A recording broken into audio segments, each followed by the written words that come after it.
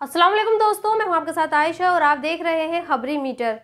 तो दोस्तों, आज आपको लगता होगा कि उत्तराखंड में जो मजदूर फंसे थे वो अब सही सलामत निकल आए हैं, तो अब सब खुश होंगे।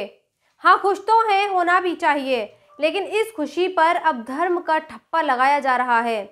अगर सोशल मीडिया को आप देखेंगे तो आप ये जानेंगे कि असल में उत्तरकाशी जिस टनल में 41 मजदूर फंसे थे, उनको निकालने वाले हीरो अब धर्म और जातियों में बढ़ चुके हैं। आखिर ये कौन लोग हैं जो रेस्क्यू करने वाली टीम को मजहब के चश्मे से देख रहे हैं, और क्या वाकई उन्हें ऐसा करने की ज़रूरत है?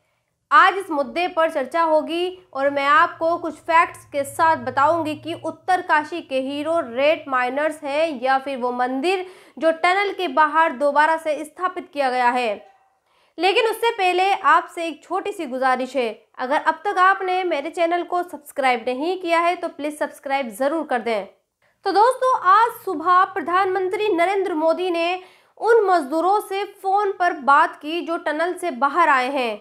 आप तस्वीरों में देख सकते हैं कि पीएम मोदी मजदूरों का हौसला अफजाई कर रहे हैं, उनकी तारीफ भी कर रहे हैं और ये कह रहे हैं कि जिस तरह से उन्होंने हौसला दिखाया और हिम्मत दिखाई और अपने आप को 17 दिन तक इस उम्मीद में रखा कि एक दिन वो बाहर ज़रूर आएंगे, वो वाकई काबिल तारीफ है। इस मौके पर मोदी ने उन लोगों की भी तारीफ की जिन्होंने मजदूरों को बाहर निकालने में दिन रात एक कर दिया। लेकिन यहाँ बात सिर्फ इतनी सी नहीं है, बल्कि यहाँ बात उस धर्म, उस मज़हब की है जो आज चर्चाओं में है और जिसे बताने की आज ज़रूरत है। तो बात दरअसल ये है कि कल जब उत्तरकाशी की इस टनल का रेस्क्यू ऑपरेशन पूरा हुआ और मजदूर बाहर आ गए, तो इस रेस्क्यू ऑपरेशन की कामयाबी का श्रेय हिंदू और मुसलमानों ने अपने ही अंदाज में दिया। मुसलमानों को ये लगता है कि मजदूरों को बचाने वाले हीरो मुस्लिम हैं और उन मुस्लिम हीरो के नाम हैं मुन्ना कुरैशी, नौशाद अली और सैयद अता हसनैन। आप जिन 3 तस्वीरों को देख रहे हैं, ये मुन्ना, नौशाद और अता की हैं। आज सोशल मीडिया पर जितने भी मुसलमान हैं वो इन तीनों का ही जिक्र कर रहे हैं। यहाँ तक कि हिंदुस्तान टाइम्स नाम के अखबार में भी ये लिखा है कि जब उत्तरकाशी में रेस्क्यू ऑपरेशन को कामयाब बनाने के लिए तमाम कोशिशें नाकाम हो गईं और मशीनों ने साथ छोड़ दिया, तब दिल्ली से रेड माइनर्स की एक टीम बुलाई गई। इस टीम को नौशाद और मुन्ना ने लीड किया, जिसके बाद ये ऑपरेशन सफल हो पाया।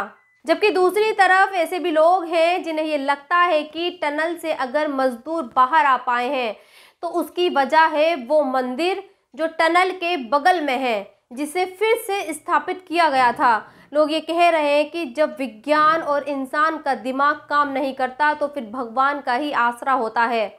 इन्हें ऐसा लगता है कि टनल के अंदर जो मजदूर फंसे थे वो इसलिए फंसे थे क्योंकि टनल के पास से बोखनान देवता की डोली हटा दी गई थी, और जब इस डोली को वापस स्थापित किया गया और वहां पूजा अर्चना की गई, तब जाकर मजदूरों को सफलतापूर्वक बाहर निकाला गया। खैर, दोनों की अपनी अपनी दलीलें हैं, लेकिन आज की सच्चाई ये है कि टनल में फंसे 41 मजदूर अब बाहर आ चुके हैं। वो सब अपने घर वालों से मिल सकेंगे। शायद इन मजदूरों और इन मजदूरों के घर वालों के लिए इससे बढ़कर खुशी कुछ नहीं है, क्योंकि चाहे सोशल मीडिया हो या फिर नोएडा का मीडिया, इन सभी का ये ज्ञानवर्धन चंद घंटों का है। ये एक तरह के मेले की तरह होता है। और हाँ, इस मेले की एक और इंटरेस्टिंग बात मैं आपको बता दूं। कल एक रिपोर्टर ने फिर से लाइव चैट के दौरान पनौती शब्द का इस्तेमाल किया। दरअसल देश के सबसे बड़े चैनल आज तक की एंकर ने जब अपने रिपोर्टर से ये सवाल किया कि वो टनल के रेस्क्यू ऑपरेशन के लिए लकी साबित हुई, तो फिर मौसमी सिंह नाम के इस पत्रकार ने जवाब दिया कि हाँ, वो लकी साबित हुई है, वो पनौती नहीं साबित हुई है। खैर, पनौती शब्द सुनते ही अब बीजेपी के आईटी सेल वाले इसे कहीं और ही ले जा रहे हैं और आज तक की पत्रकार को खूब गालियां मिल रही हैं। खैर, इस बीच आपको अजीत सिंह राठी नाम के एक पत्रकार ने जो वाजिब सवाल उठाए हैं उन्हें भी देखना चाहिए और ये सोचना चाहिए कि उत्तरकाशी में मीडिया का जो मेला लगा है उसमें असली जर्नलिज्म कहीं गायब है।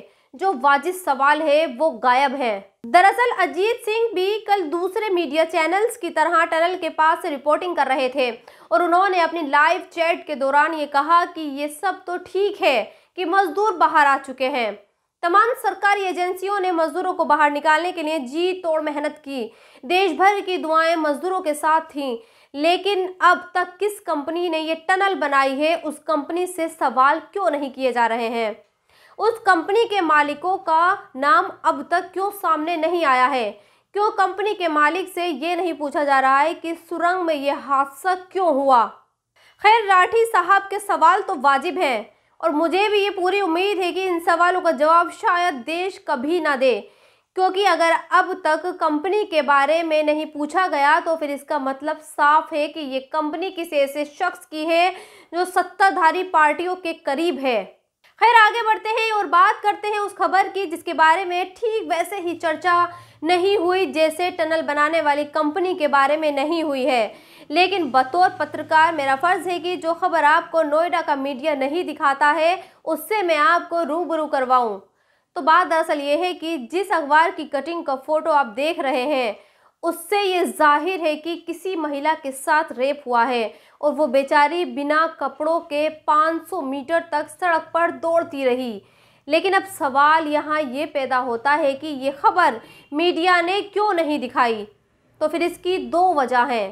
पहली वजह तो ये है कि कल हमारे देश का मीडिया उत्तरकाशी में टनल के रेस्क्यू को दिखाने में बिजी था, और दूसरी वजह यह है कि महिला से जिस शहर में रेप किया गया और जिस स्टेट में महिला बिना कपड़ों के सड़क पर भागती रही उस शहर का नाम अमरोहा है। और आप जानते ही हैं कि अमरोहा भारत के किस स्टेट का शहर है। अगर नहीं जानते तो चलिए मैं आपको बता देती हूँ। अमरोहा यूपी का ही एक शहर है जहां बाबा योगी की सरकार है, जो ये कहते हैं कि अगर किसी मंचले ने किसी लड़की को छेड़ा तो फिर अगले चौराहे पर यमराज उसका इंतजार कर रहा है। खैर, अमरोहा में शादी से लौट रही इस लड़की के साथ रेप हुआ है और ये लड़की बिना कपड़ों के 500 मीटर यानी करीब आधा किलोमीटर अपनी जान बचाने के लिए भागती रही। लेकिन योगी जी का यमराज बलात्कार करने वाले इस दरिंदे तक नहीं पहुंच सका। हालांकि योगी जी की पुलिस ने कृष्णा नाम के इस बलात्कारी को गिरफ्तार कर लिया है। इसी हेडलाइन में 2 और वारदात योगी की यूपी में हुई, ये दोनों वारदात बरेली में हुई। लेकिन अब सवाल ये पैदा होता है कि अमरोहा के बलात्कारी के पास यमराज क्यों नहीं पहुंचा? तो फिर इसकी भी सिंपल सी वजह है, और वो वजह है कि बलात्कारी का नाम कृष्णा है, कमाल नहीं या कमर नहीं है।